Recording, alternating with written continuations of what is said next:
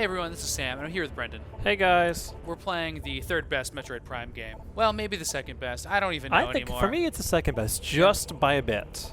It's definitely the third Metroid Prime game. This is Metroid Prime 3. Corruption.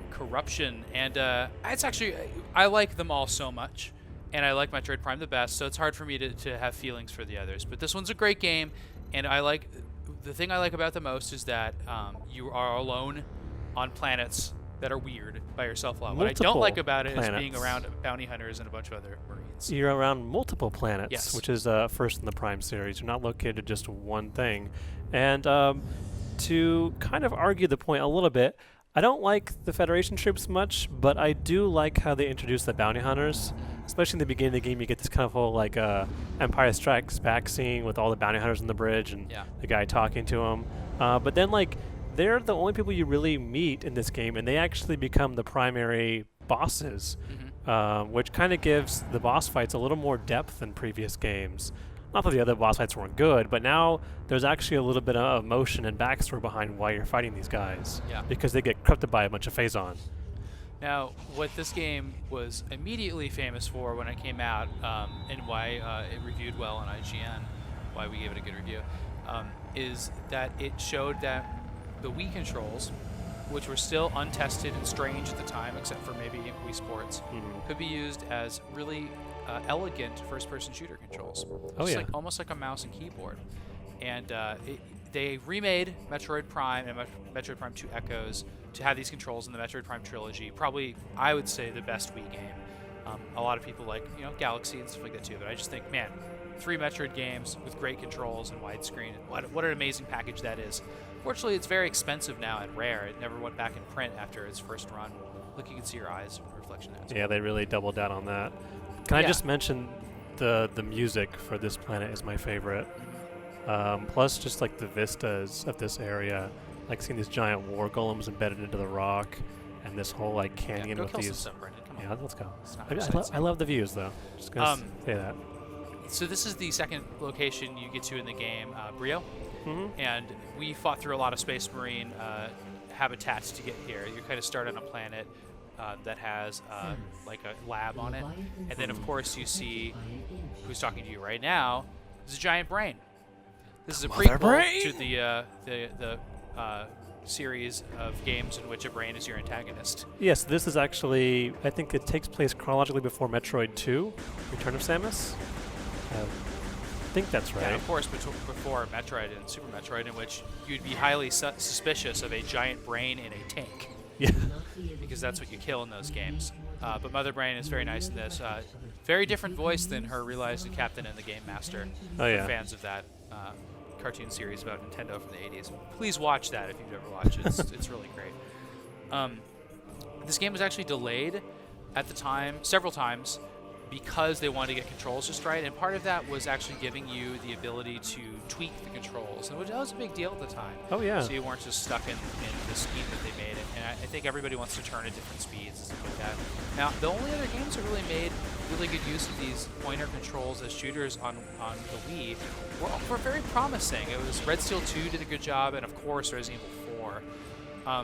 And I think we all were expecting more. But I really think the graphical power of the Wii held it back a little bit, because first-person shooters have to be cutting edge and beautiful for wide audiences to really like them. I think That's it's true. just part of it. But of course, the art direction of this game more than makes up for its lack of resolution. Oh yeah, like I'd still love to see in HD. Every planet you see is incredibly stylized and takes on its own form. From this one to like the Sky Town you go to with the full of robots, and the Space Pirate Homeworld. Oh my gosh, best location I think in Metroid Prime. I mean, I love Metroid Prime's location in the first game, and I really like the sky area here. It's almost like the sky rails of BioShock Infinite. Yeah. But yeah, the Space Pirate Homeworld, it's like this neon polluted mess. And so the acid great. rain that you gotta take cover from, and they have that you can hear like the Super Metroid reprise soundtrack of the Space Pirates too. And anytime you're outside in an open area in this game, there's kind of a little gimmicky thing where you can call your gunship, And it looks cool. You have a different ship in this game. It looks very different than any Yeah, other it's Metroid got game. like the 2 prongs in the front, and it's nice because now your ship can help you solve puzzles as well. Like if you find a place that they're saying that even like your guns can't blow up, well, better just call in the gunship and start exploding these things, like the turrets you might find. I don't know if it's Now, one disadvantage of using a lot of planets is that you can't connect them in the same way as elevators. You would think, but they actually made landing pads that you could get to, Oh yeah, and it kind of connected them. But that said, I don't think I think it's missing something in the Metroid quality of map connectivity, and like how, oh wow, I went so far through this area that I circled back around to this underground. Like I really like that feeling in Metroid Prime. Oh, yeah. And Metroid Prime 2 echoes, but I think it lost that a little bit. But hey, just being alone on this planet, this ruined planet, and shooting stuff, that's the Metroid Prime experience that I love. yeah. So it has that, and it has that for many, hours of greatness, and it has a really cool sky level and a Space Pirate homeworld. I mean, all in all, good game. I'm also a big fan of the boss fights in this game. Oh, Like yeah. the boss of this one, like he's like another bounty hunter who uses like ice powers, and you kind of only meet him in the very beginning of the game, and he helps save you against Ridley. And he's like a big like guy of like justice who's like a really like a good-hearted bounty hunter, and then you find out he's been corrupted by like the phazon that everyone gets hit with, and then you end up having to fight him at the end. And like the music for that boss fight was probably the most intense boss battle I've ever had in a game. You really have a lot of personal connections to Metroid music. We did a Let's Play for Metroid Prime recently, and you were saying the Findrana Drift music is some of your favorite ever. Oh yeah, just something about the soundtracks for the Metroid Prime trilogy. So sorry to interrupt you. What you're doing there is something you couldn't do in Metroid Prime very easily, where you were strafing and shooting at small things really fast because you had to stop to shoot. I also like this new motion control, the whip. You yank back so on the you can just nunchuck. throw the nunchuck forward. And you didn't lose all your powers in this. You still have your double jump. And you Yeah, that have, was nice. Charge shot. They couldn't find a way to say, oh, well, you lost it somehow. You tripped over a rock and you lost all your upgrades. Like, I just But fall. you did Well. because you got rebuilt with this phazon thing. Now, can you activate that here? Oh, yeah. I know it's not a good area to do that, but So you go into hyper mode and use your energy tank to shoot like incredibly powerful beams of energy. oh, you went over. And then, but then, yeah, and then missed all you, the enemies. but then you use up all of your energy tank. Yeah, but if So- you don't use up the entire single energy tank, you can actually get away with it, and it'll That's right. recharge your energy tank. And I know some people, Look, you this know, whole area is based on platforming.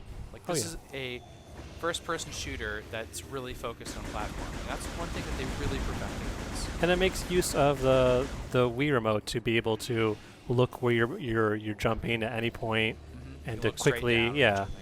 And I know some of my friends have recently told me that they weren't quite sold on playing the Metroid Prime trilogy because it has Metroid Prime 1 and 2 and 3 all with the Wii remote. And so I say to you, Caleb, play this game. Absolutely. Do yourself a I favor. don't know who you are, Caleb, but I think you should play this game as well.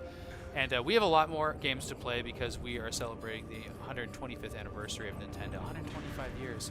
And this is one of the best things they've done in those years. I just really like this game, and I want to revisit it. I would really like a Wii U reissue.